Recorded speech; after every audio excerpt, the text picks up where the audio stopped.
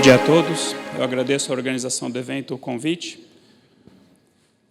Bom, meu nome é George Marcel, pode me chamar de Marcel. Eu sou responsável por blockchain no Bradesco e também sou membro do grupo de trabalho de blockchain da Febraban. Quem esteve aqui ano passado, esse slide é igualzinho, mas é só para dizer que eu não mudei de ideia, tá bom? E, na verdade, esse slide é um dos meus slides básicos que eu sempre mostro nas minhas apresentações. Então, para dizer que nós não acreditamos que o blockchain seja a solução para todos os tipos de problema da humanidade. Em alguns casos, não faz o menor sentido usar blockchain. Pode ser que, em algumas situações, ele seja uma das opções possíveis, uma das soluções viáveis. Em algumas situações, talvez ele seja a melhor. Então, o que é blockchain e para que ele serve? Então, nós entendemos aqui que blockchain é uma tecnologia de registro distribuído de informações assinadas, porque a base do blockchain, na verdade, é a assinatura digital, tá bom? A assinatura digital é o encadeamento de informações de forma criptográfica. Então, tem duas coisas. Uma coisa chamada blockchain, que eu chamo, que é justamente o encadeamento das informações de forma criptográfica, então, de forma que a informação atual depende da anterior e assim por diante. Então, você cria esse encadeamento criptográfico de forma que seja muito difícil você alterar qualquer coisa aqui no meio do caminho sem que você tenha que propagar toda aquela cadeia de alterações, tá bom? E outra coisa é o Distributed Ledger, quando você tem dados compartilhados entre uma ou mais instituições, duas ou mais instituições, melhor dizendo. Só que isso aqui ele é parecido com uma base de dados distribuída com alguns detalhes. Em primeiro lugar, você só vai gravar a informação se houver consenso entre as partes de que aquela informação está correta. E, em segundo lugar, por exemplo, um nó pode ser do Bradesco, outro pode ser do Itaú, outro pode ser da CIP, como foi comentado aqui. Em terceiro lugar, essa base é uma base um pouco diferente, você não tem update nem delete, você só tem insert nessa base. E quando você soma essas duas tecnologias de encadeamento de registros de forma criptográfica e a distribuição da informação, então nós temos o que efetivamente chamamos de blockchain, tudo bem? Então, registros encadeados e distribuídos. E depois, então, a primeira geração de blockchain, o Bitcoin, ele não tinha o smart contract, na verdade, ele até tem um tipo ali de script que ele consegue executar, mas é bem simples, bem limitado à questão de pagamentos e assinaturas de transações. Mas o Ethereum, digamos assim, poderia ser chamado de um blockchain 2.0, ele introduziu a questão do smart contract. Então, só para não glamourizar muito, o smart contract nada mais é do que um programa que roda nos nós de uma plataforma blockchain, tá bom? Se você é advogado e você veio aqui preocupado com o smart contract, com o contrato inteligente, pode ficar tranquilo. Você não vai precisar aprender a programar, nem o programador vai precisar fazer curso de direito. Tá bom? O smart contract é um programa de propósito quase geral que roda nos nós de um blockchain. É uma forma de você rodar uma aplicação que, na verdade, ela não é nem distribuída, ela está replicada. Porque distribuída, você fala assim, uma parte faz isso, outra parte faz isso, outra parte faz isso. Aqui não. Todos os nós vão rodar o mesmo smart contract, eles têm que chegar com as mesmas entradas, eles têm que chegar nos mesmos resultados, nas mesmas saídas, tá bom? Então, o que eu ganho utilizando o blockchain? Uma nova forma, eu fiz questão de enfatizar uma nova forma de se obter o quê? Imutabilidade, registro e rastreabilidade. Por que uma nova forma? Porque até hoje você sobreviveu muito bem sem blockchain. Então, de alguma forma, você resolvia os seus problemas. Você precisa de imutabilidade, você ia num cartório, por exemplo. Você precisa de imutabilidade, você assinava digitalmente. Então, imutabilidade no mundo digital existe há décadas, desde o momento em que inventaram a assinatura digital. Se eu tenho um contrato para assinar com o Renato aqui do Itaú, que vai apresentar depois de mim, eu assinei digitalmente o contrato, e ele assinou também, eu não tenho como adulterar o contrato, porque eu não tenho o certificado ou a chave privada dele para assinar, e ele não pode falsificar a minha assinatura, porque ele também não tem a minha chave privada. Então, não foi o blockchain que inventou a imutabilidade, mas ele me traz uma nova forma de eu conseguir imutabilidade. Mas, que nem eu falei, a base do blockchain ainda continua sendo assinaturas digitais e mais algumas coisas juntas, tá bom? Carimbo de tempo e prova de anterioridade. Que nem eu falei, isso você conseguia facilmente num cartório, ou num cartório digital, ou você comprava, por exemplo, um carimbo de tempo de uma autoridade certificadora de tempo, por exemplo, lá ligada ao Observatório Nacional, Relógio Atômico, você fazia esse tipo de coisa. E quando eu falo agora de carimbo de tempo e prova de anterioridade, eu falo uma primeira dimensão de consenso, que é com relação à ordem com que os fatos ocorreram. Então, quando você tem as informações empilhadas aqui, você tem uma ordem, né? Então, esse bloco que está aqui embaixo, esse conjunto de informações que está aqui, veio antes do que esse, que veio antes do que esse, que veio antes do que esse. E como essa estrutura ela é imutável, eu ganho essa prova de anterioridade. Pelo menos da questão do registro, né? Porque se você teve um evento que aconteceu agora, mas se você só manda para o blockchain daqui a um ano, só daqui a um ano aquela informação vai aparecer. Mas então aqui, prova de anterioridade com relação a quando aquela informação foi registrada. Tudo bem? Então, existe um consenso da rede, esse fato aconteceu primeiro, esse fato aconteceu segundo, esse fato aconteceu terceiro. Né? Isso aqui é muito importante, por exemplo, quando você vai fazer, sei lá, por exemplo, um IPO. Né?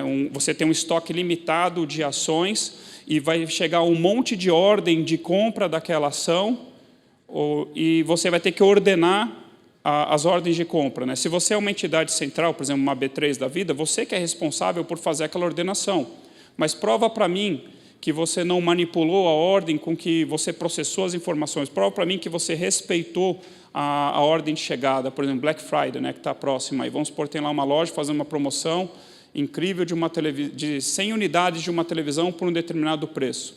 Prova para mim que os consumidores que fizeram as 100 primeiras ordens são eles que, de fato, estão levando aquilo. Então, no blockchain, você tem assim, essa prova, né, de anterioridade, um consenso com relação a ordem com que as coisas aconteceram. Autoconciliação, porque, que nem eu falei, né, você distribui a informação e você só grava se você estiver de acordo que aquela informação está correta. Então, existe um consenso com relação à versão atual e corrente das informações. Até a hora que chegar no double spend, eu vou explicar melhor um pouco isso também. Resiliência e resistência à censura. Né?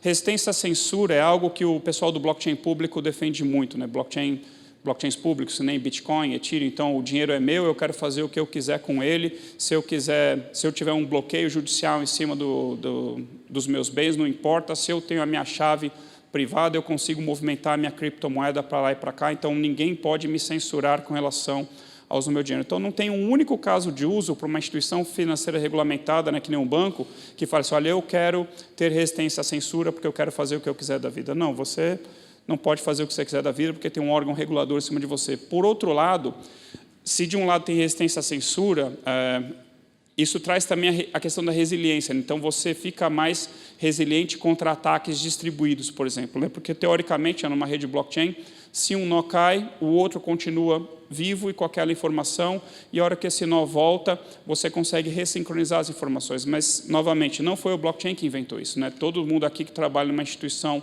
relativamente grande, você tem lá um ambiente de contingência, né? Você tem a produção, você tem a sua contingência, você tem a sua estratégia de disaster recovery, você tem a sua solução de alta disponibilidade. Então, não foi o blockchain que inventou isso. Ele traz uma nova forma de você obter isso, tudo bem? Prevenção a double spend. Né? Obviamente que isso foi a preocupação principal ali do Satoshi Nakamoto, quando ele criou o Bitcoin. Como é que eu crio uma moeda descentralizada que não tem um trusted party central para fazer a prevenção ao double spend. Isso é, para evitar que a pessoa gaste duas vezes aquilo que ele não tem mais. Então, aqui tem uma terceira dimensão do consenso, que é o consenso de unicidade. Né? As partes concordam, né, que aquela informação ela está válida ou não. Então, se nós abstrairmos, né, o que é prevenção ao double spend? É evitar que as partes trabalhem com informações desatualizadas. No caso do Bitcoin, não vou aceitar uma transação com uma moeda que já foi consumida. Num caso mais genérico, por exemplo, contratos, como é que eu sei que eu estou trabalhando em cima da última versão daquele contrato? Para quem trabalhou com Microsoft SourceSafe ou com Team Foundation Service, é como se fosse, por exemplo, um controle de versões distribuído. Né? Então, eu posso centralizar esse controle de versão, olha, vai lá no servidor, que ele vai te dar a última versão daquele contrato. Ou se eu tiver isso de forma distribuída, né, então todo mundo vai ficar sabendo que aquela informação é a última disponível a respeito daquilo. Tá bom? Então, entenda o que o blockchain faz para você não se frustrar depois. Né? Então, você foi lá e você achou que você ia usar o blockchain para desintermediar um trusted party central do seu ecossistema.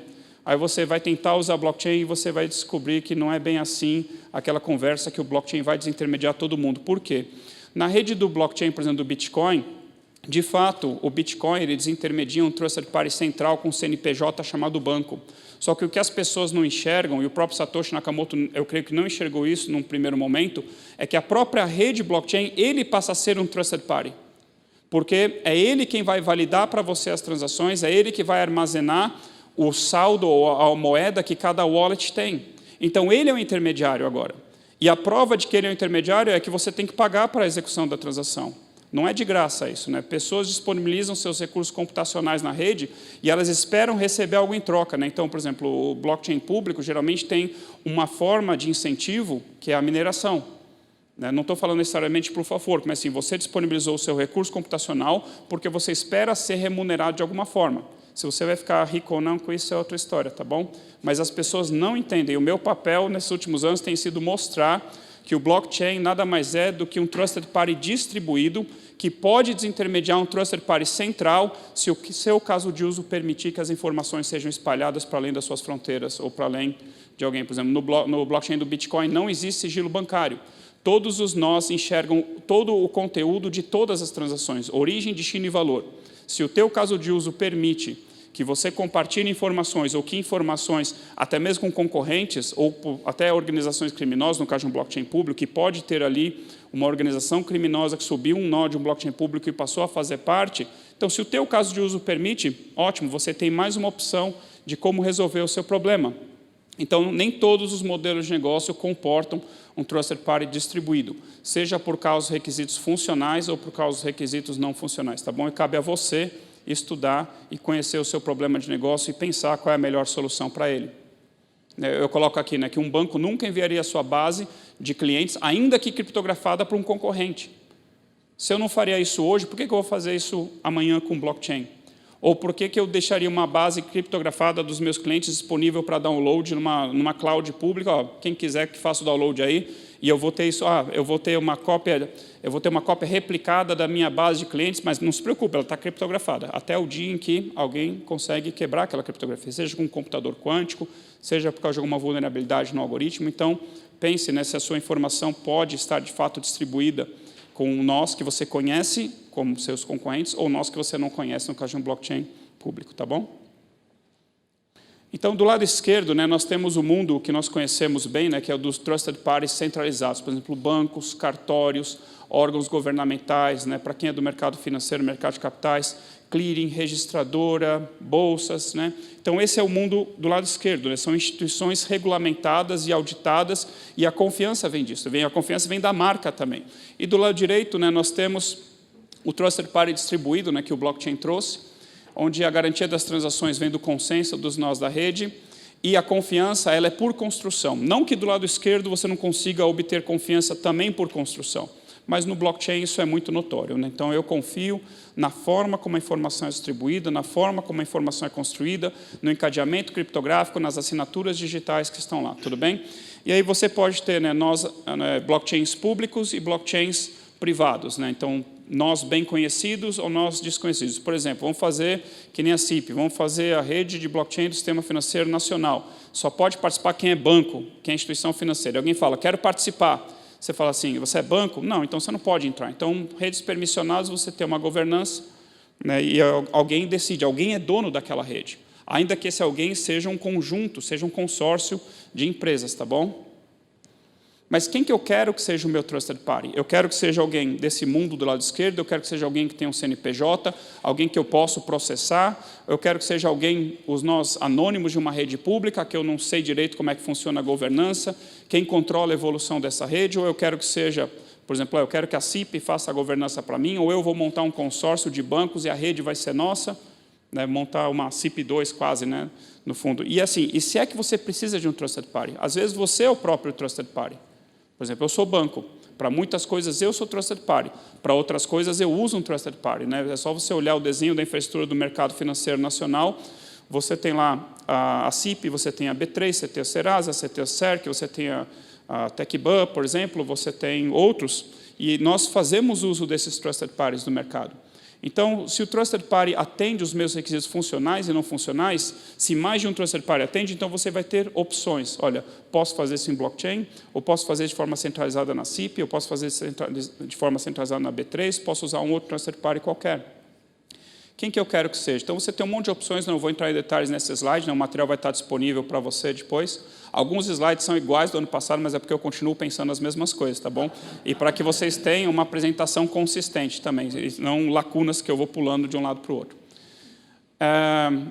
Só para mostrar, então, por exemplo, você tem situações que hoje são tratadas de forma perfeita, né? Por exemplo, registro de boleto, prevenção à fraude, você pode fazer o registro de boleto na CIP, aí a CIP tem lá aquela informação, aí entrou o cliente no outro banco que quer pagar, vai lá, consulta na CIP, está ótimo, dá para fazer em blockchain? Dá. Inclusive, foi a primeira ideia que Bradesco e Itaú tiveram, registro de boleto em blockchain. Por que não foi para frente? Já tinha uma plataforma nova sendo desenvolvida lá na CIP, então nossa intenção é, vamos fazer alguma coisa nova. Vamos fazer alguma coisa que ainda não exista, ou vamos fazer alguma coisa que ainda não tenha um sistema que atende. E lamento decepcionar vocês, tirar um pouco do glamour e do hype, mas tem muita solução em blockchain que nada mais é do que substituição de e-mail, telefonema e planilha XLS para lá e para cá. Tá bom? Que nada mais é do que um workflow qualquer, né? Certo? Então, ó, pega, manda um e-mail para essa pessoa, depois liga para outra, manda uma planilha, e aí, em vez de você ter um sistema corporativo que trata aquela informação, isso está armazenado num e-mail de um funcionário seu, que pode ter sido mandado embora ou pode ter ido embora, e onde que ficou aquela informação? Ficou perdida. Mas por quê? Porque simplesmente você não tinha um sistema. Tá? Então, tem muitas coisas que se resolvem fazendo automação de sistema dentro de casa, integração de sistema. Tá bom? Agora, fazer integração de sistema entre partes distintas, aí o blockchain é uma das possibilidades. Eu não vou entrar em detalhes aqui, para não gastar muito tempo. Principais formas de uso do blockchain: controle do ciclo de vida de criptoativos e tokenização de ativos, né? Criptomoedas, criptoativos em geral. Então, qual é a função primária ali do blockchain? Fazer a prevenção do double spend. Registro de hash, né? Uma coisa bem tranquila de você compartilhar a mesma rede pública é hash, né? Para quem não sabe o que é hash, é como se fosse um... é difícil de explicar de forma simples, mas é um resumo criptográfico, é feio talvez falar isso, mas de um documento. Então, você pega dois documentos do Word, se eles não forem exatamente idênticos, eles vão ter resultados diferentes numa função de hash lá, tá bom? Mas depois você dá uma estudada, se você não conhece, é bem trivial o uso de blockchain para você simplesmente gravar hashes, por exemplo. E o que é importante do blockchain aqui para isso? A imutabilidade do registro. Então, vamos supor que hoje eu tenho um contrato, obtive o hash daquele contrato, gravei no blockchain, daqui a 5 anos eu consigo provar, né, de posse daquele documento, eu calculo o hash perante um juiz, por exemplo, e mostro para ele que aquele hash estava gravado há 5 anos já no blockchain. Então, eu tenho a imutabilidade do registro e um carimbo de tempo, né? O blockchain ele me dá um carimbo de tempo sem eu precisar, por exemplo, de um observatório nacional me dando... assim, óbvio que tem ali um problema de skill, né, de relógio, tem um problema assim, de falta de precisão, mas se estiver dentro de uma faixa é suficiente para você, olha, foi entre o dia 23 de outubro e o dia 24. Se isso for suficiente, por exemplo, então poderia servir como uma prova legal, inclusive. Tá?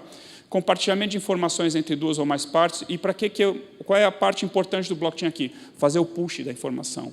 Não existe hoje no mercado, talvez, um padrão de mensageria push corporativa, né? Na CIAB de 2018, eu apresentei uma proposta de fazer uma infraestrutura corporativa de mensagem push. Então, é muito fácil você mandar uma mensagem push para um celular de uma pessoa, mas é muito difícil hoje você fazer um push de uma informação da sua empresa para uma outra empresa, porque cada um usa um padrão. Então, o blockchain, eu vou mostrar depois mais para frente, o blockchain é uma forma de você homogeneizar um ecossistema, né? Porque todo mundo vai estar rodando a mesma plataforma, a mesma aplicação, trocando as mesmas mensagens, entendeu? Eu vou fazer uma diferenciação com relação ao mundo da API já, tá? Então, outra forma, né? Uso workflows descentralizados. Ele é um pouco mais complexo que isso, porque às vezes, né, você pega simplesmente, olha, eu quero empurrar essa informação e quero que todos fiquem sabendo, mas aquela informação não é trabalhada, não volta, não vai para cá, não vai para lá. Né? Então, isso é o que eu chamo de workflow descentralizado. Então, o workflow descentralizado dá para fazer com blockchain? Dá. E o que o blockchain faz aqui? É uma infraestrutura para fazer o push da informação e para garantir essa integração de sistemas heterogêneos. Eu posso estar rodando Java, o Itaú pode estar rodando .NET, o outro pode estar rodando Node.js, e os servidores, os sistemas, e aí eu preciso fazer as empresas se comunicarem entre si. Tá bom, o blockchain é uma forma. As plataformas que existe para isso, é uma forma de eu empurrar e controlar o ciclo de vida dessa informação. Supply chain, trade finance, preço sindicalizado, ciclo de vida seguro, resseguro, co-seguro, tá bom? Então, aqui, né, buscar, o objetivo desse slide é qual é a melhor solução em cada situação. Se você fala assim, eu quero fazer uma solução em blockchain, em primeiro lugar, você já começa errado, né? A não ser que você seja uma área de inovação, que você tenha essa demanda. Você deveria se perguntar assim, olha, eu tenho um problema de negócio e quero saber se o blockchain é a melhor solução para o meu problema, tá? E, sinceramente, eu vou falar para você, o Renato sabe, mas fala assim, se possível, fique longe do blockchain, tá?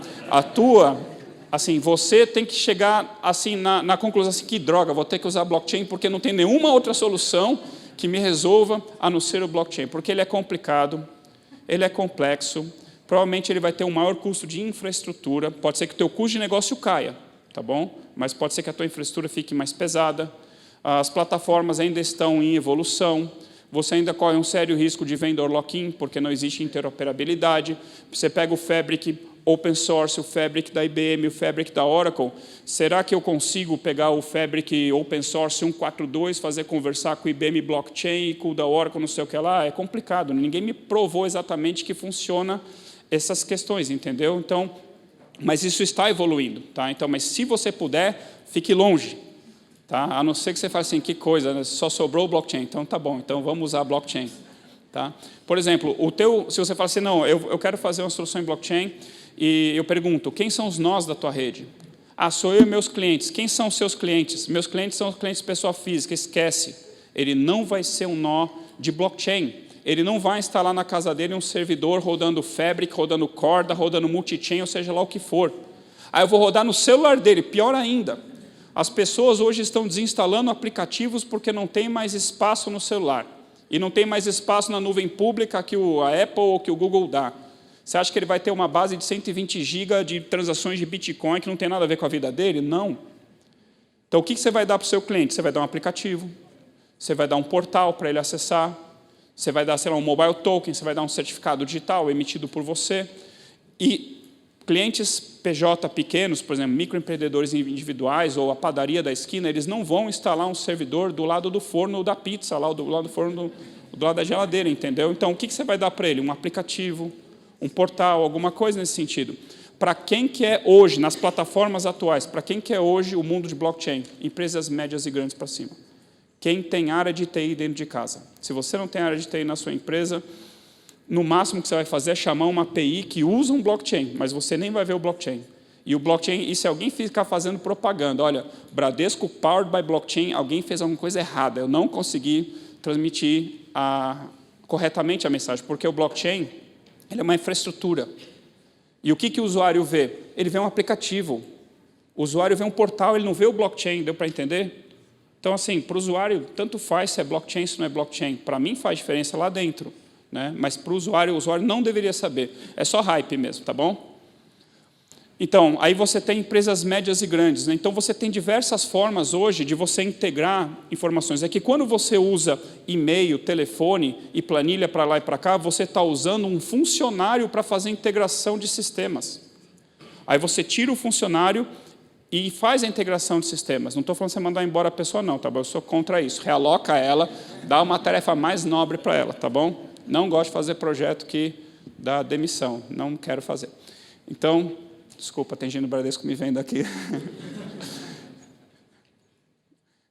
Para uma empresa, você pode dar um portal, se ela não quiser fazer integração, ou você tem integração via arquivo, você tem integração via fila MQ, você tem integração via mensageria, ISO 8583, ISO 20000 e 22, você tem integração via API unidirecional, às vezes a empresa precisa chamar a sua API, às vezes você precisa chamar ela também, então você pode ter uma API bidirecional, ou você pode também usar o blockchain, tá bom? Então, tem muitas situações que o blockchain é uma solução possível, mas pode ser que ele seja melhor. Principalmente se você tiver problema de reconciliação, você tem que fazer a prevenção do double spend, que eu falei. Prevenção do double spend, o que é? Não deixar que as pessoas trabalhem com informação desatualizada, tá bom?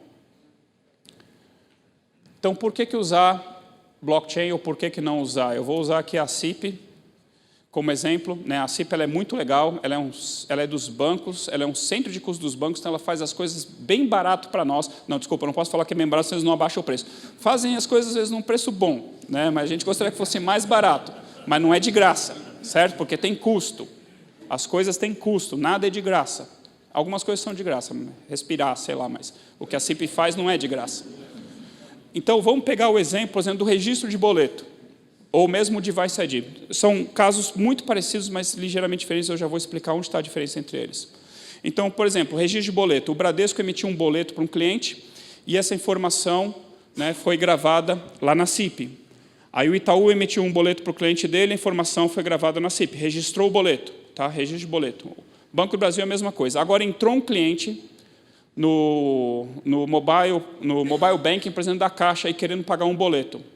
A Caixa, a priori, não conhece aquele boleto. O que ela faz? Ela vai na CIP e pergunta, me dá a informação desse boleto aqui, já está pago ou não está pago? Aí a CIP devolve, não está pago, toma ele aqui, está com multa, sei lá o quê. Aí, quando a Caixa efetua o pagamento daquele boleto, aquela informação é atualizada na CIP. Agora, vamos supor que o cliente esqueceu que pagou o boleto, ele entrou no outro mobile banking do outro banco dele e que tentou pagar o mesmo boleto. A instituição financeira não está sabendo que aquele boleto já foi pago, ele vai constar na CIP e a CIP vai falar, esse boleto já está pago, tá bom? Mas a CIP, ainda que faça a preço de custo, ela vai te cobrar o registro do boleto e ela vai te cobrar as consultas que forem feitas e as atualizações que forem feitas, tudo bem? Normal, é o que ela precisa fazer, é justo que ela faça isso. Você está usando a infraestrutura dela para isso. Quanto tempo? Tá bom.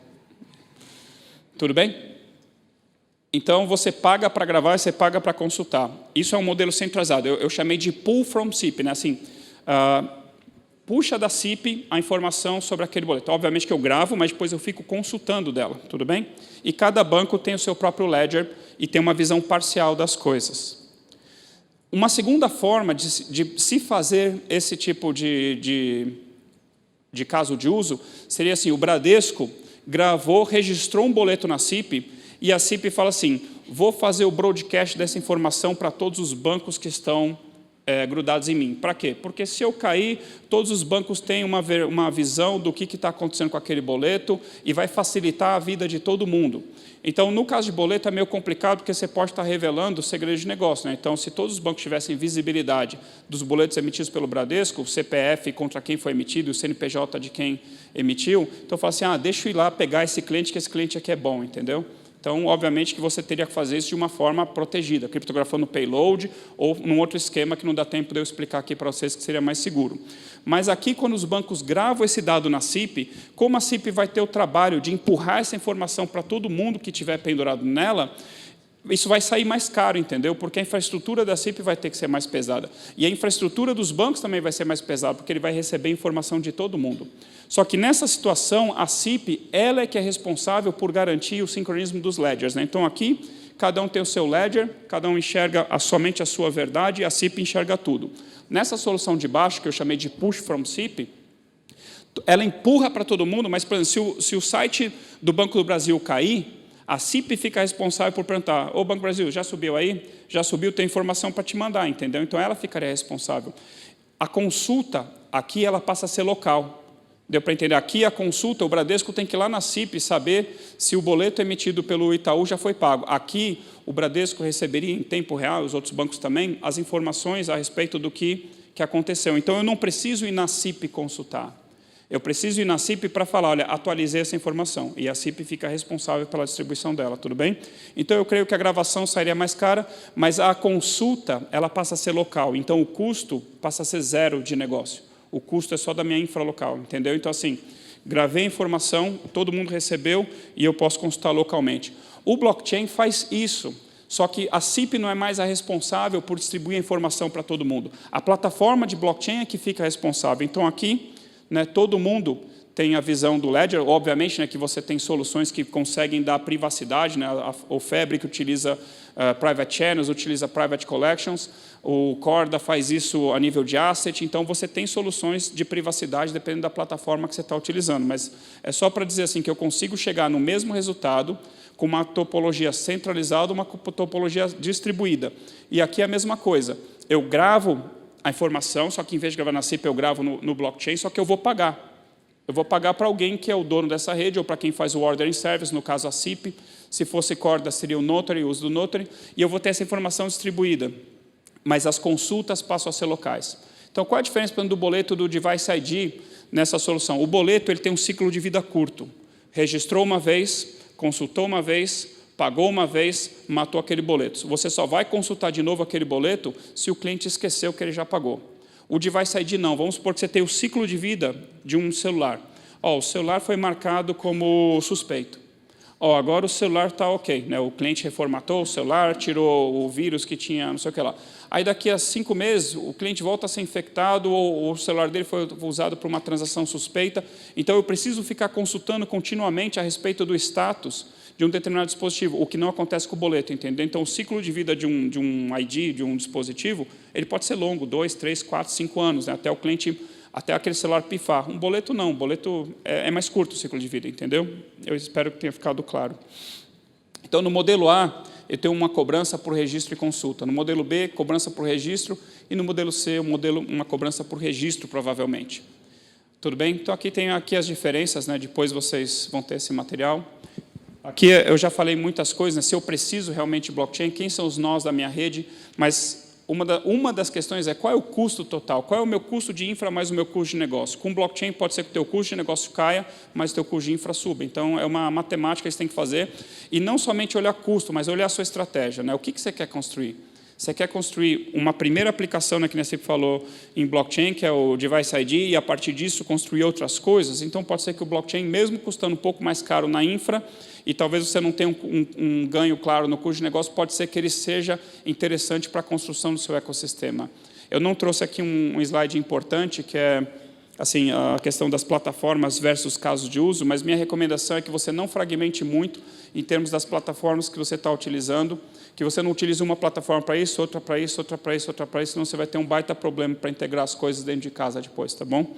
Então, não faça com blockchain aquilo que você consegue resolver de outra forma, aquilo que você consegue resolver com certificado digital e chamado de API, por exemplo. Existe uma diferença, né, que eu falei, então o blockchain é uma forma de você integrar sistemas heterogêneos. A API bidirecional pode ser outra forma. O problema é assim, né, que a API bidirecional, você vai ter que construir aqui do zero, você vai ter que se preocupar com retransmissão da informação, você vai ter que se preocupar com a conciliação dos dados, enquanto que a plataforma de blockchain vai te dar isso de prateleira, entendeu? E aí você se preocupa com o quê? Implementar a sua regra de negócio, tá bom? Depois vocês veem isso com calma. Existem 2 tipos de projeto, né, basicamente. Um é para redução de custo e outro para geração de receita, digamos assim. Né? Porque, se você for olhar, a maioria dos projetos que nós vemos, eles são de redução de custo. Eles tentam eliminar ineficiências do ecossistema ou do processo através do uso de blockchain. E, na verdade, não é só o uso de blockchain. É a integração que você vai fazer para dentro de casa, a automação que você vai fazer para dentro de casa. Então, às vezes, você tem um projeto de blockchain que ele te obriga a você automatizar as coisas dentro da sua casa. Senão você não tem ganho nenhum, tá bom? Então, por exemplo, você pega lá o consórcio B3I de resseguros, 30% da redução de custos deles foi de padronização de mensagens. Não teve nada a ver com o uso de blockchain, entendeu? Coisa que eles podiam ter resolvido sem blockchain, mas já que estamos mudando, vamos mudar várias coisas. Faz integração de sistema, faz automação dentro da tua casa. Então, redução de custo é muito fácil você pensar em projetos de redução de custo. Por quê? Porque são coisas que você já conhece. Eu tenho esse sistema que não está bom, ou eu não tenho sistema para esse processo. Então, eu vou fazer isso aqui e vai me reduzir custo. Ótimo. Fazer agora um projeto que vai te trazer geração de receita, uma coisa disruptiva, aí não é todos os dias que a gente vê isso. Tá? Então, muitos projetos que vocês verão, ou veem por aí, tem a ver com redução de custo. Fazer a mesma coisa que você já fazia, mas de uma forma diferente e mais eficiente. Último slide. Então, aqui só para dizer o que o Bradesco tem feito. Tem coisa que nós fazemos sozinhos, tem coisa que nós fazemos com outros bancos, tem coisa que nós fazemos dentro da Febraban, tem coisa que nós estamos fazendo com outras seguradoras. Estamos explorando pagamentos internacionais, trade finance, seguros, essa parte de prevenção à fraude. E a maioria das coisas que nós fazemos é em Corda e Fabric. Ethereum foi mais como laboratório e Ripple é uma plataforma mais focada em pagamentos internacionais, né? Mas não temos nada assim exatamente agora em produção, rodando, que matou algum processo antigo, tá bom? Isso é uma coisa que nós estamos testando, implementando, e na medida do possível vamos, entre aspas, desligar o que é velho ou passar a fazer, em vez de fazer processos manuais, e-mail, telefone, fazer em blockchain, tá bom? Obrigado.